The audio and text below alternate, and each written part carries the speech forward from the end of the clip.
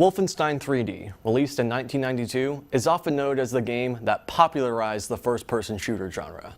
It was fast-paced, action-packed, and technically amazing for its time. In 2014, Machine Games and Bethesda decided to reboot the franchise and released Wolfenstein: The New Order. With that game gaining widespread acclaim, it was no surprise that it would be given a sequel. I'm Michael, and today I'll be talking about that sequel, released in 2017, Wolfenstein 2: The New Colossus. The story of Wolfenstein 2 picks up right where its predecessor left off, with our main character, William B.J. Blazkowicz, getting rescued by the members of his anti-Nazi resistance team. From there, we follow him and his team as they attempt to form a coalition with other resistance groups in the United States to ultimately overthrow the Nazi regime. This main story and campaign, while feeling kind of short, is one of the greatest things about the game.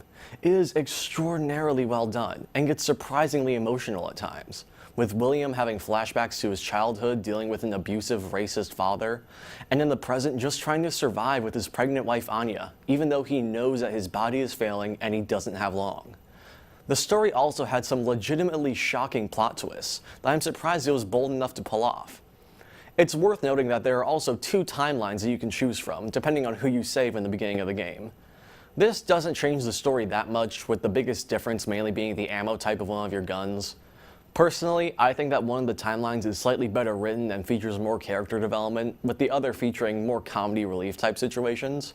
But all in all, they're both pretty well done. Another great aspect of this game is the beautiful settings that you journey through during your missions. Whether you're walking through the radioactive ruins of a bombed-out Manhattan, the overgrown swamps of New Orleans, or even the scorching hot surface of Venus, you will feel fully immersed in your surroundings. The detailed graphics make everything look as real as possible. The sound design is able to contrast intense moments of action with eerily calm scenes of stealth and exploration, and the individual notes, postcards, and even old records that you can listen to make the world feel like it is full of life. The life of the world is also brought out by a stellar cast of characters present. Every single person that you meet feels unique, with their own personalities that are greatly improved by their amazing voice actors.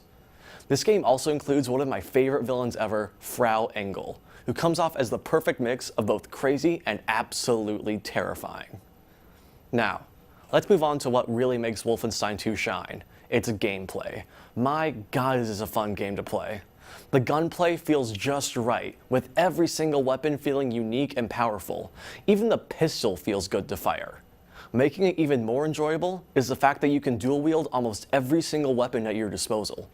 You also have the ability to dual-wield guns of different types, so you can burst straight into a room with a shotgun in one hand and an assault rifle in the other.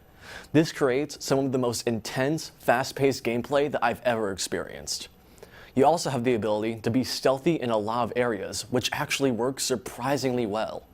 The AI is smart enough so that you just can't blatantly walk in front of someone without getting spotted, but it's also not too smart so that it knows your every move, allowing you to sneak up on commanders without triggering an alarm. Of course, if an alarm does trigger, you easily move right back into complete action hero mode. The biggest problem that I have with Wolfenstein 2 is its difficulty, and what I mean by that is that the game can feel uneven at times in terms of how hard it is. Most areas are balanced enough so that you experience a challenge, but not all of them.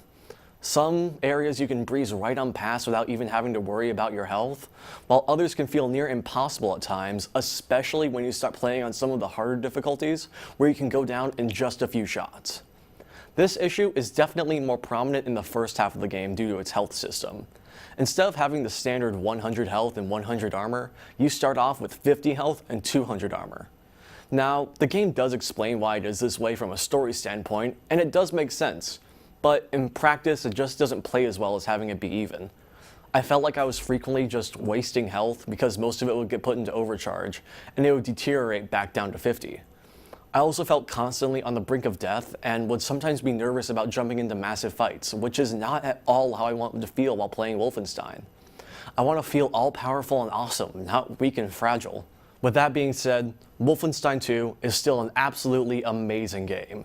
It has an incredibly emotional and engrossing story, beautifully atmospheric settings, and stellar, action-packed gameplay, with the only real problem it has is feeling uneven in terms of difficulty at times.